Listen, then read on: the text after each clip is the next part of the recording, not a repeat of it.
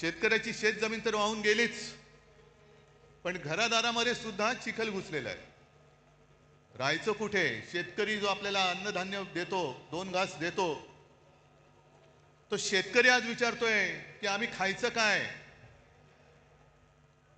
ही अशी परिस्थिती यापूर्वी कधी आलेली नव्हती. आणि मी तुम्हाला सगळ्यांना आवाहन करतोय, सर्व शिवसैनिकांना आवाहन करतोय, हे संकट फार मोठं आहे, पण जी काय करता येईल ती फुलाची पाकळी ही मराठवाड्याच्या शेतकऱ्यासाठी आणि उद्ध्वस्त झालेल्या नागरिकांसाठी देऊ. अगदी मोठी बाग जरी नाही तरी काही जणांच्या आयुष्यात एखादं फुल जरी आपण फुलवू शकलो तरी मी म्हणेन आपल्या आयुष्याचं सार्थक झालं.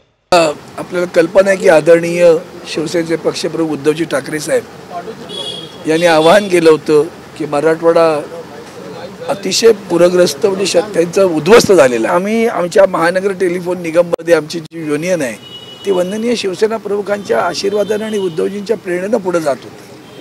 त्याच कर्मचाऱ्यांनी दिलेल्या निधीतून आम्ही एक ट्रस्ट उभा केला, त्याचं नाव आहे जाणीव मुळांची आणि मूल्यांची. ती मुळं आमची शिवसेनेची आहे. 23 टन असं हे गोष्ट आहे. त्या सगळ्या एक बेलगाव नावाचं गाव आहे, एक नावाचं गाव आहे आणि एक इडा नावाचं गाव आहे. ही पूर्ण उद्ध्वस्त झालेली आहेत.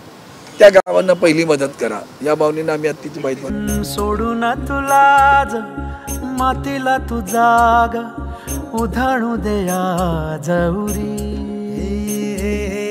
उजाडू दे आज साकड हे माग होऊ दे पहाट नवी आता होऊन जाऊ दे साऱ्या जगाला पाहू दे पडू दे पाऊल जरी काट पाया खाली लागल्याला येऊ दे पडू दे पाऊल मोठी लढाई लढू मातीसाठी गड्या. अडचणीत सापडलेल्या शेतकऱ्याला मदत करायच्या भूमिकेतनं या ठिकाणी देशाचे माजी केंद्रीय मंत्री आणि शिवसेनेचे ज्येष्ठ खासदार सन्माननीय अरविंदजी सावंत साहेब हे महानगर कर्मचारी टेलिफोन कर्मचारी संघाच्या वतीनं त्याचबरोबर जाणीव ट्रस्ट आणि स्थानिक लोकाधिकार समिती यांच्या सगळ्यांच्या सहकार्यातनं आपल्या या गावामध्ये जवळपास 25 ते 26 किलो आणि जवळपास 27 वस्तूचा समावेश असलेलं एक आपल्याला दैनंदिन जीवनात लागणारं खाण्याचं उपयोगीचं, ज्याच्यामध्ये दिवाळीचं सुद्धा सामान म्हणजे दिवाळी करण्यासाठी ज्या ज्या गोष्टीची आवश्यकता असते ते सर्व सामान. मला वाटतंय मुंबईत राहणाऱ्या माणसांनी सुद्धा आपल्यातला शेतकरी जर उपाशी असेल तर आपण दिवाळी कुठल्या तोंडानं साजरी करायची? तुमच्या मुखात सुद्धा 2 घास गोडाचे गेले पाहिजेत, या भावनेतनं या किटचं वाटपाचं नियोजन केलंय.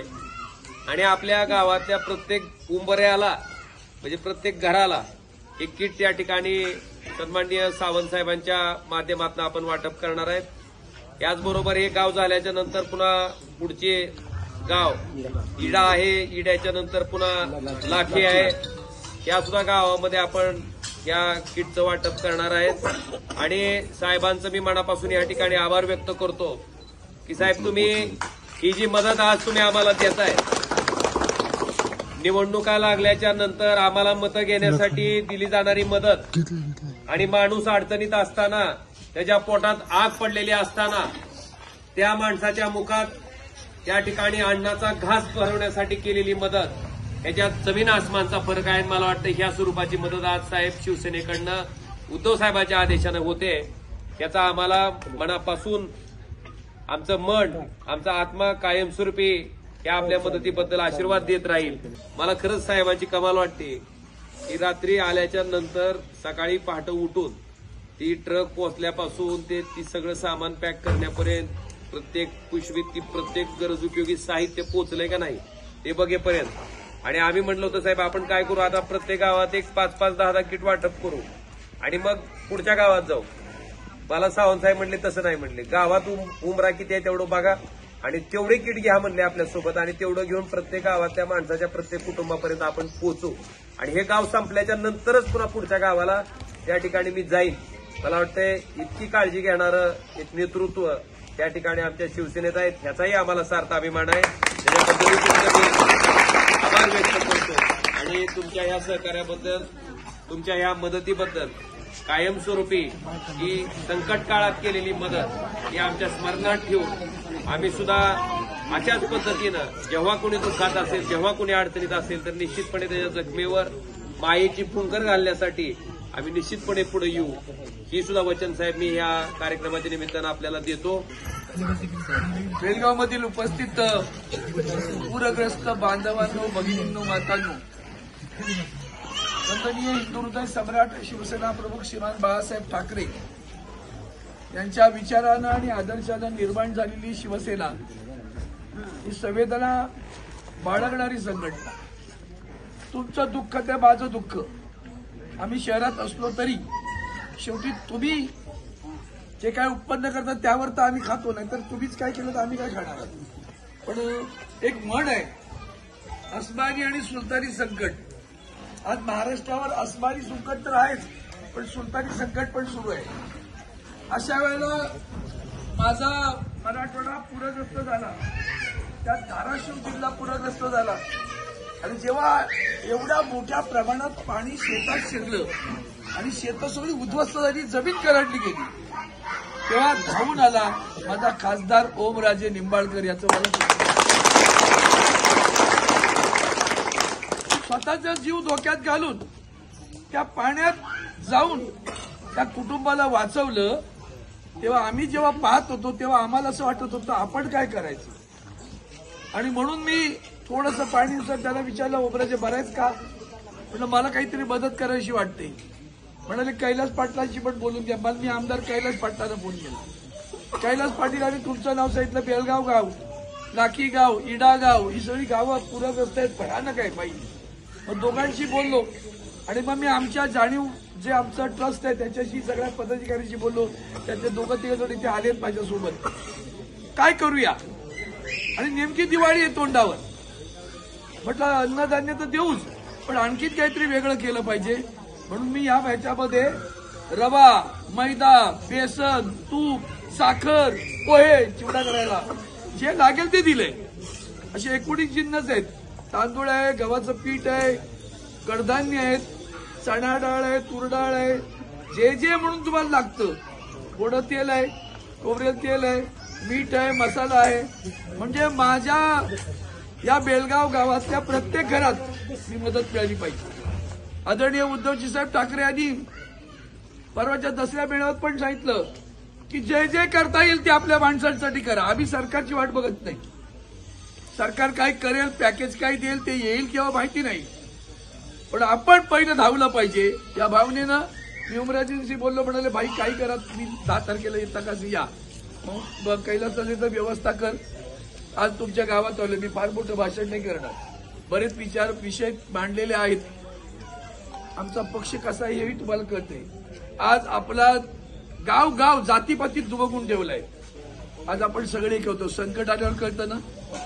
पाणी काय कोणाला जात बघून घुसलं नाही घरात. याच्या जातीला घुसू का त्याच्या जातीत घुसू. पाणी घुसलं, वाटोळं केलं, मग अशा वेळेला कोण मदत करणार. आणि म्हणून ही मदत घेऊन आलोय. ती उपकार नाही, हे तुमच्या देवासमोर सुद्धा उपकार नाही. जसा तो श्रीरामाचा हनुमान, तसे आम्ही शिवसैनिक बाळासाहेबांचे शिवसैनिक आहोत. त्याच पद्धतीनं आदरणीय उद्धवजी अतिशय संवेदनशील माणूस. आठवतं तुम्हाला? माझं शेतकऱ्यांना आव्हान आहे पहिलं की जेव्हा आदरणीय उद्धवजी ठाकरे साहेब मुख्यमंत्री झाले आणि पहिली कॅबिनेटची बैठक झाली, तुम्ही मागणी पण केली नव्हती आणि त्यांनी स्वतःहून शेतकऱ्यांचं 2 लाखापर्यंत कर्ज माफ केलं. कुठल्याही अटी शर्ती विना असं करणारा एकमेव मुख्यमंत्री, त्याचं नाव उद्धव बाळासाहेब ठाकरे. आता आम्ही त्याच्या कर्ज माफ करायला सांगतोय. कर्ज माफ करण्याबद्दल एक शब्द बोलत नाही. वेळ काय, वेळ आल्यावर पाहू. वेळ योग्य वेळ म्हणजे कुठली योग्य वेळ? त्यांची योग्य वेळ एकच असते, निवडणूक. लाडकी बहीण निवडणूक आधी का आठवते. आता बहिणीकडे काही नाही, बघायला वेळ नाही बरं का. त्यात त्या अनेक बहिणींची नावं कापून झाली. आता मुलांची कधी कापणार माहिती नाही. हे त्यांची योग्य वेळ असते. आमचं तसं नाही. ऊन असो, वारा असो, पाऊस असो, वादळ असो, संकट असेल तेव्हा तेव्हा धावून जाणं हे आमचं काम आहे. आणि म्हणून उद्धवजी साहेबांनी जेव्हा आव्हान केलं तेव्हा मी माझ्या महानगर टेलिफोन निगम, आम्ही टेलिफोनमध्ये नोकऱ्या करणारी लोक होतो, मी नोकरी करत होतो, मग झालो आमदार खासदार. पण ते माझी युनियनची लोक आजही पुढे येतात, एकत्र येतात. पहिल्यांदा आव्हान केलं सगळ्यांना, जरा मदत करावी, आपल्याला जायचंय. मग जायचं तर काय घेऊन जायचं, तर अर्धवट जायचं नाही. आणि मग गावात गेल्यानंतर मला कळलं की झुंबड करतात, लोक गोंधळ करतात. मी आमच्या सगळ्या पदाधिकाऱ्यांना सांगितलं, एक उमरा चुकता कामा नाही गावातला, प्रत्येक उमऱ्याला हे मदत गेली पाहिजे, म्हणजे गेली पाहिजे ते आम्ही देणार. जरा पुढे नावं काढा, नावं येतील म्हणजे पोट चुकणार नाही. सगळी नावं माहिती असतात, ती सगळ्यांना आम्ही देऊ. फक्त एकच लक्षात ठेवा की मला उमराजांचं आणि कैलासचं कौतुक. परत दुसरी गोष्ट, इतके साधेपणाने राहणारे खासदारांचं शोधावं लागतं. हा खासदार आहे, इतकं साधारण कळतच नाही. बरं हे काय एक दिवसाचं नाही, कायमचे दोघांचे वेश बघायचे. साधे असतात एकदम, साधी राणी, उच्च विचारसरणी. आणि उच्च विचारसरणीचे शिवसेनिक आहेत, निष्ठावंत आहेत. इतकी प्रलोभन आली, लोक विकली गेली. पण विकला जाणारा आमदार खासदार कोण असेल तर तो माझ्या शिवसेनेचा या धाराशिवमधला खासदार उमराजी आहे. आणि आमदार कैलास आता तिकडे जाऊन आला दम घेऊन, त्याला किती धमक्या गेले असतील, नाही गेला. तुम्ही सुद्धा निवडणुकीच्या तोंडावर विकले जाऊ नका. निवडणुकीच्या तोंडावर लाडकी बहिणीने लक्षात ठेवायचं, सक्का भाऊ कोण, ती बांधलेला भाऊ कोण, एवढं परत कळलं तरी भरपूर आहे. सोडून तुला मातीला तू जाग उधाणू दया जवरी, उजाडू दे आज साकड हे माग, होऊ दे पहाट नवी. आता होऊन जाऊ दे साऱ्या जगाला पाहू दे, पडू दे पाऊल जरी काट पाया खाली टाकल्याला येऊ दे, पडू दे पाऊल. मोठी लढाई लढू मातीसाठी गड्या, मनगटाचं जोर लावून दाटला जरी अंधार, एकजूट होऊ आज दिवा देऊ तेज धावर. तू आभाळ आभाळ वादळ तुझं तू राजा, आसमानीचं बळ धावली. तू आभाळ आभाळ वादळ तुझं तू राजा, आसमानीचं बळ धावली. काय करायचं, भाई चारा मिळतो ना बघा. म्हटलं बघू चारा पण बघू, कडबा पण बघू. जे जे मला शिवसेना प्रमुख आणि उद्धवजी साहेब सांगतील आणि जे जे मला ही आई भावानी ताकद देईल तुमची, ते मी तुमच्यासाठी केल्याशिवाय राहणार नाही. एवढा शब्द देतो, आपली रजा घेतो. आणि भगवान थोरात, दासो तात्या थोरात, किसन थोरात, ही आजी आली. चला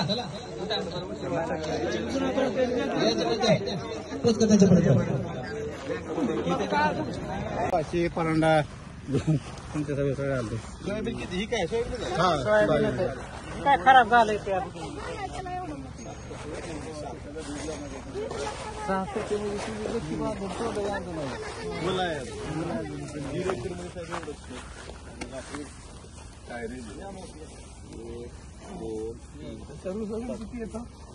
असं 12 पर्यंत पडतंय सर. एक करी 10-12 एका एकरात.